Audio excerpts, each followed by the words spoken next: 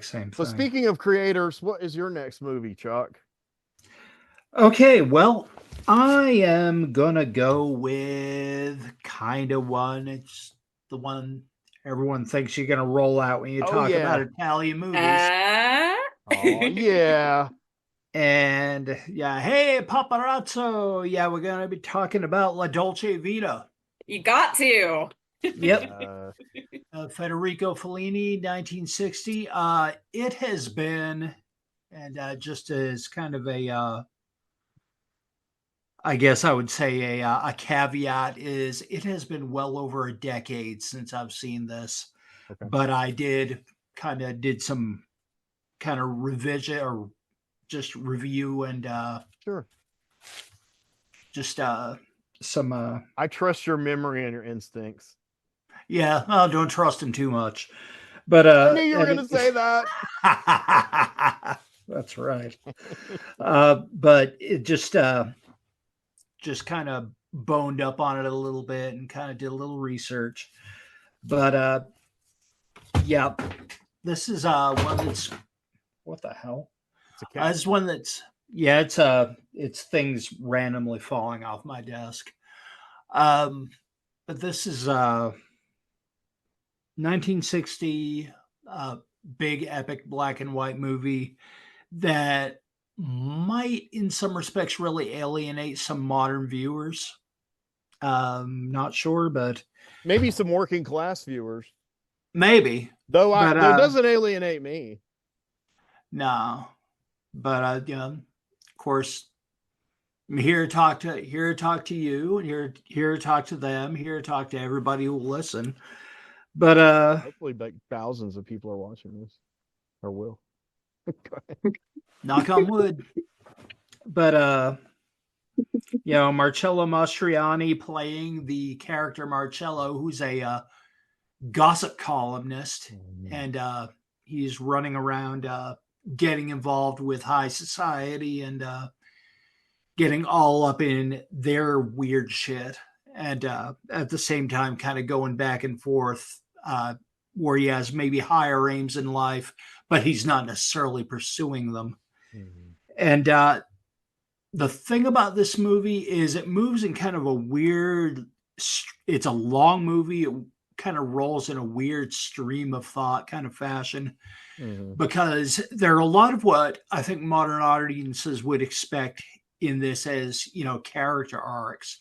Yeah, he has a fiance who he's kind of doing dirty and she ODs at one point, but you never see any kind of a resolution for that character. And that happens continually. You go through these episodic parts of the story Mhm. that never really do resolve. Mhm. And, He's but challenging us, the viewers. yeah, he is. And, so it's kind of a different structure, but you see Marcello going through all this where he's absolutely infatuated with this one character named Sylvia, played by Anita Ekberg, who It wouldn't be. of course the big oh yeah, Yeah. the big kind of well known scene in this movie is Yeah, it's iconic. Yeah. her cavorting in the fountain and Yeah. yeah, just attracting all kinds of attention and I bet when Americans saw that scene, they were like, "Oh my god!" a lot of probably yeah, and then they were just what the hell is this shit with the rest of it, but it kind of goes through this and you kind of go through his I don't know so much of his struggle with his integrity because he seems fairly mercenary through a lot of it anyway, but like at one point they have this he gets sent to cover this thing where it's one of those things that happen like like like Fatima over in Spain, Mhm. but it's one of those places where the Virgin Mary is supposed to manifest or appear or whatever, and crowds of people go, and they bring this little kid to be healed, and the kid is accidentally killed in just a mob rush. Just a crowd who are like storming to see the Virgin Mary, and it's just kind of horrific to see.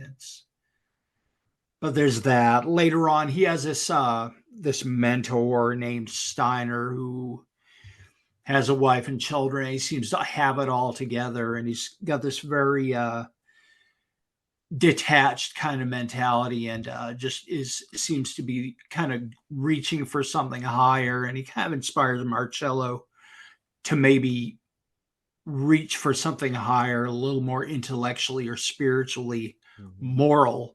And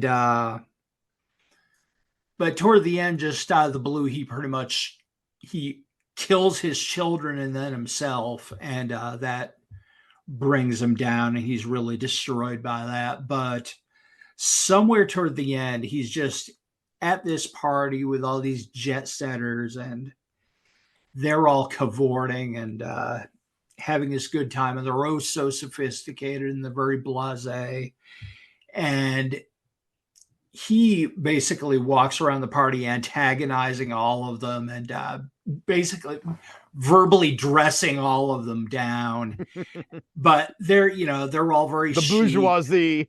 Yeah, they're all very chic, and they think it's all just kind of a big joke, and they kind of roll with it. And then the party eventually spills out onto the city, or out onto the beach. Now, a neat framing device in this movie, as it draws to a close, is at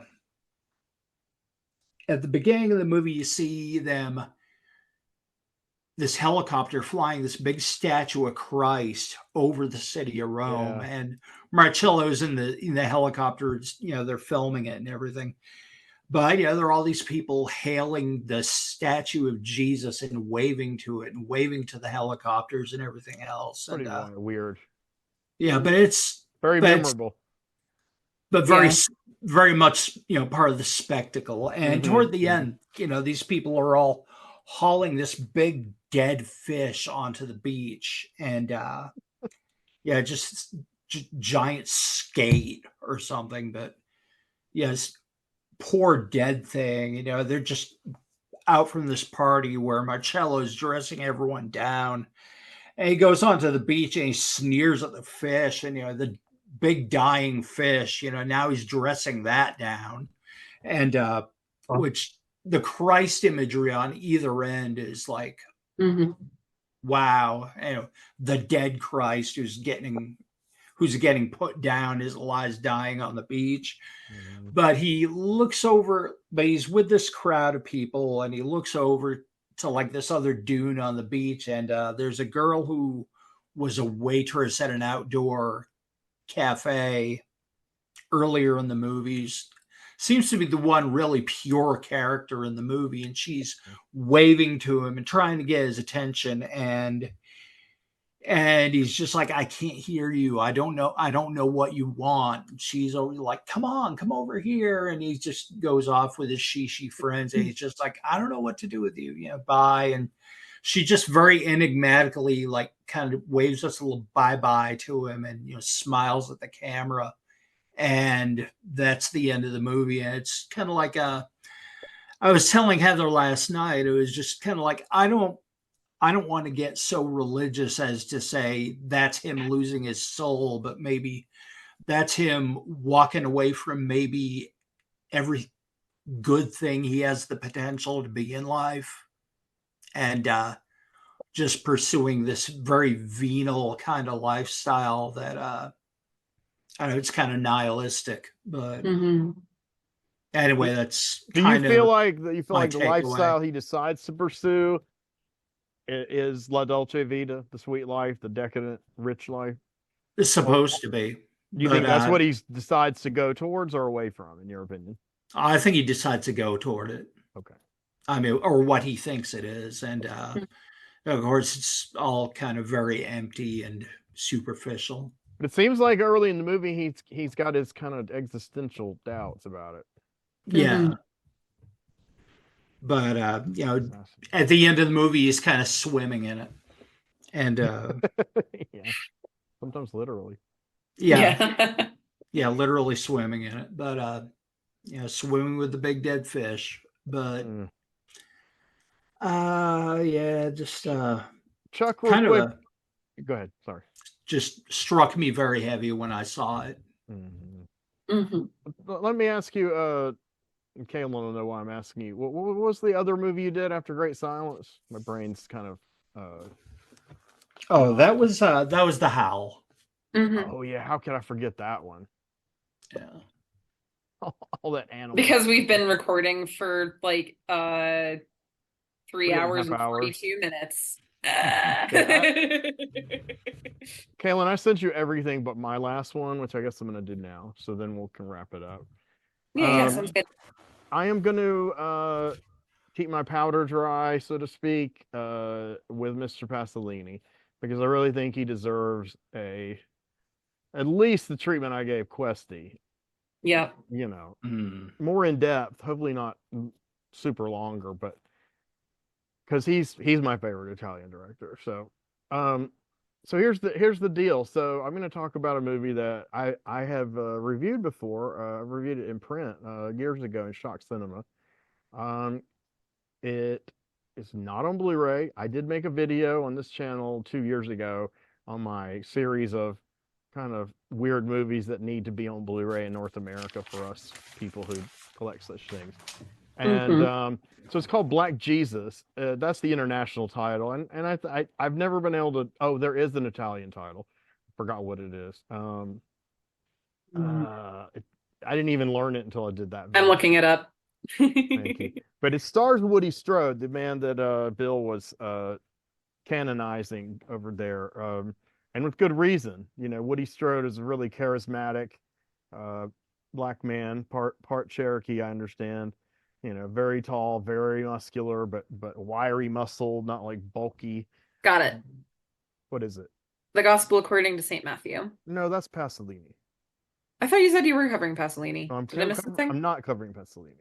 Oh, We're I literally passing on messaged you. I'm Pasolini. exhausted. That's what happened. I'm covering Black Jesus. That's what confused you, I guess. Hold Black Jesus on. is by Valerio Zurlini, and it was made Zurlini. in 1968. So Woody Strode stars in it, and Franco Chitti, who is one of Pasolini's uh, constants, who did an incredible job in Oedipus Rex, which I watched last night again. Um, but basically, it is an allegory or fable, you could say.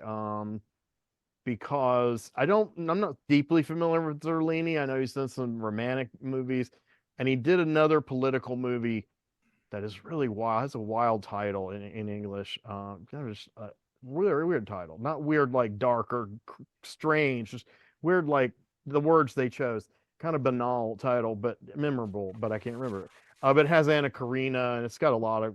It's mainly a lot of women actresses, and it's political and has something to do with the military. All right, now I got it. I think it's called the Camp Followers, if I'm correct. The one I'm thinking of by Zerlini. Yeah, what's the thing? The title in Italian is Sitting to His Right. Okay, that's correct. Hmm. Yes. So there you go. The more Jesus stuff. So it's not an allegory only about Jesus. I was very ignorant politically when I wrote that Shock Cinema review, so I only went down one layer, the more obvious one, but it's really about Patrice Lumumba, and you know, it characters Maurice Lalube, and Lalube apparently in Congolese means son of destiny. I don't know if it really means that or just for the movie. So, you know, the basis of it is totally historically accurate. So it's like the late 60s. Belgium still owns the Congo. Colonialism like is just fucking everybody up, and people are kind of looking, I guess, for a savior. And in real life, that's kind of what a lot of people saw Patrice Lumumba, just like they saw Malcolm X or Bernie Sanders. You know, I mean, it's just that same idea that someone's going to change this wretched life we have. To kind of paraphrase Frantz Fanon, but who's like huge influence on all these black revolutionaries. But I think his book was called Wretched of the Earth. Is that right, Chuck? You probably read it or heard of it. No, Frantz I'm Fanon, yeah, we'll get into Yes, another time. But okay. his book I'm was. familiar. I am familiar. I think I actually have a He's copy of black. I don't know if that he was book. African. He might have been. that book was really influential on everybody Yeah. after. So Patrice Lumumba was trying to basically liberate the Congo, and they made him a political prisoner in his own country, and they tortured him. Well, I don't know that they tortured him in real life a lot, and they could do in this movie, but they assassinated him. That's the bottom line. It was the CIA, Yeah.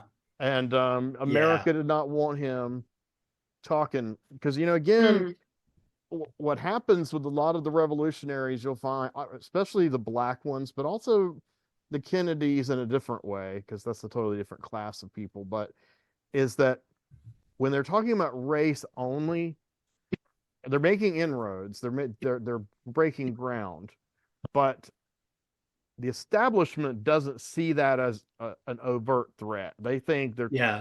preaching to the choir. But Yeah. when they start talking to white people about getting out of Vietnam, or income equality, or this kind of stuff, Yeah, that's then when the then they trouble starts. then they kill them in the 60s. Yeah. Kennedy, like as soon as Malcolm X came back and wasn't into the Islam anymore and wanted to start addressing like larger class issues, they killed him. As soon as Martin Luther King started protesting against the Vietnam War, they killed him. As soon as John F. Kennedy said, "I'm going to break the CIA into a million pieces," there was a whole list of shit he was going to do he was going to pass the Civil Rights Act. He had already planned to do it. It's too bad that a redneck like racist like LBJ got credit for it. But so they killed him, bottom line. And I forgot what RFK did. It was something equally. He said something equally radical on his campaign. Um, and there's a lot of them. But Patrice Lumumba is one of the international ones. So thank you for the information, Kaylin. Mhm. Yeah, sure thing.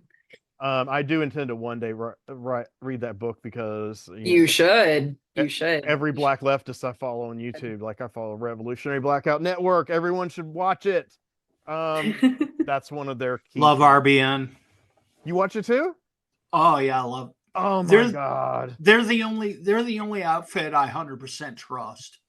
I 100% trust about 5, but they're in the top. Yeah, the list is There small. might be getting number smaller. 1.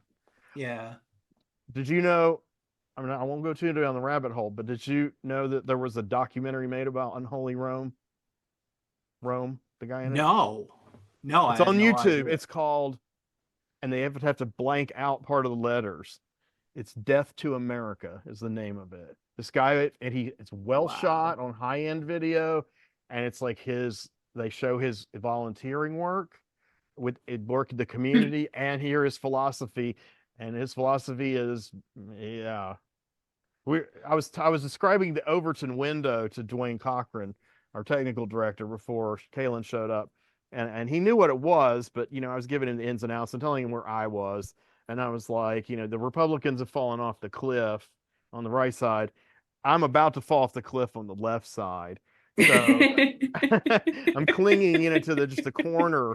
I'm so left. And then my brain went blank. Who was I talking about? I love it when this happens. Not We're Frantz. not getting our friends, Fanon. No, not Frantz Fanon. I was talking No. about Rome. Oh, Rome. Yeah, Rome is like over here building his own window. Rome is fire. He is fucking fire. He is. You got to watch this show, Kaylin. I mean, because it's not just about black leftism. If you send me a link, I will absolutely check it out. I am just getting to a point of night where I'm just like, man, it is past my bedtime. Let me wrap it up real quick. So if anybody's interested in watching Black Jesus, basically, yes, it's almost all in one room, the cell, and it is kind of like the Franco Chidi character is a French criminal or Belgian criminal who's thrown in with him. He's not a racist, and he actually believes not only that Lumumba, or in this case, Lalube, could be a savior for his people, but he also starts to believe the rumors that people have about him, which are basically, yes, he is like a messiah, and that mystical things have happened. And there's a rumor that if he has consecrated one of his followers, a bullet cannot touch that person. So you're just like, that'll never happen. So, because it doesn't seem mystical. It's a little religious, a little political, but it's mostly just humanism, neorealism and humanism. And then because there are scenes, flashbacks where he's talking to Jean Servais, who plays the Belgian commandant. And John Survey is one of those actors that, his character's politics are utterly repellent. But John Survey is such a likable guy that when he pretends to sympathize with Maurice Lalube, you actually believe him for a minute or two. I did. I was like, what the hell? But so, because he's kind of like, just tell us some stuff and you'll be free, just give up this movement. And he's like, no. And he's real stoic. And Woody's just very nuanced in this part. And they beat him up. They torture him pretty fucking bad. Because it isn't an Italian movie. And after they torture him, Franco Chidi, I forgot if a guard gives him this. This is oil. Forgot what kind of oil. And he starts putting it on Maurice's wounds. And it becomes very much in that like Christ, stabbed in the side with the spear. And then this asshole who they put in the cell with them, a white guy who is a racist asshole, but a criminal, he knocks the bowl down. And the soldier, Franco Chidi, I think his name's Aresti crawls on the floor and tries to scoop up every drop of oil so he can salve the wounds of Lalube. So it's very fascinating and sad. So, I think we all know where it's headed, but the ending I will give away because it's a scene that doesn't have these characters that I mentioned in it. And basically it's the after, you realize it's the aftermath. He's been killed, though they don't show his death.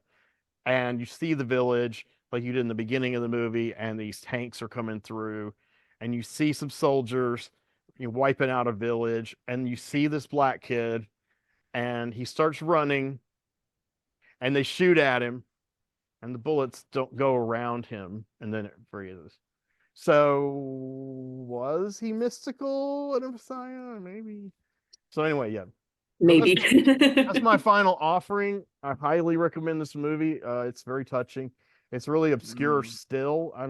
It's becoming a little more well known, but unfortunately with other things, other properties like shows and movies and groups using the phrase Black Jesus, this movie Black Jesus has kind of sunk. So if you do like the Google, it's going to be like way, way, way toward the bottom, unless you put in like Woody Strode or Valerio Zurlini. So yeah, I literally just it came right up for me when I did Black Jesus plus Zurlini, so that just good. brought it right up. Sitting at his right side. Yes. So that is describing a Resty, the way I see it. It's like the picture of Jesus where he's sitting in the robe with a dove and he's got someone kneeling. So that's they don't. The shot is not like that, but it's kind of evoking that. Yeah. Okay. So we're gonna wrap up, people. So like and subscribe. We really need help. Algorithms hate us. They hate almost everybody we like too. So like, put a like, subscribe. Please subscribe. If we get to 500 subscribers, we can start taking the channel to another level. So yes, if you're on Rumble, I'm not on Rumble every day, but when I am on Rumble, our views are starting to rise. Hey, our likes are. So we're getting ready to Rumble.